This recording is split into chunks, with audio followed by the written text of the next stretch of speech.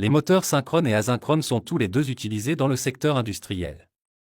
Les deux moteurs se composent d'un stator, partie fixe, et d'un rotor, partie mobile.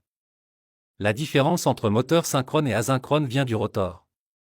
Le rotor des moteurs synchrones se compose d'un aimant ou électroaimant alors que celui des moteurs asynchrones est constitué d'anneaux, qui forment ce que l'on appelle la cage à écureuil.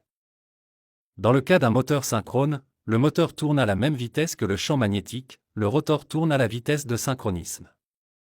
Dans le cas d'un moteur asynchrone, il y a un décalage entre la vitesse de rotation de l'arbre et le champ magnétique. Le rotor tourne moins vite et n'atteint jamais la vitesse de synchronisme. Avantages et inconvénients des moteurs synchrones et asynchrones. Sur les moteurs asynchrones, le fait que le rotor ne tourne pas à la même vitesse que le champ magnétique provoque ce qu'on appelle des glissements, ce qui entraîne une perte de la vitesse de rotation. Ce problème ne touche pas les moteurs synchrones, qui ont au final un meilleur rendement.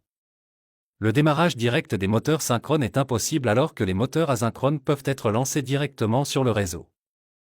L'un des grands inconvénients du moteur synchrone est qu'il décroche si l'on dépasse le couple maximum. La vitesse d'un moteur synchrone reste fixe, peu importe la charge. Cela peut être un véritable atout dans certaines circonstances. Les deux moteurs peuvent facilement varier leur vitesse grâce à un variateur. Les moteurs asynchrones, moteurs monophasés et moteurs triphasés, sont les moteurs les plus utilisés dans l'industrie car ils sont moins chers et moins volumineux que les moteurs synchrones. Ils sont plus simples à entretenir et très résistants. Les bacs des électroaimants des moteurs synchrones sont difficiles à entretenir. Ils proposent un très grand choix d'applications, on peut pratiquement tout faire avec un moteur asynchrone.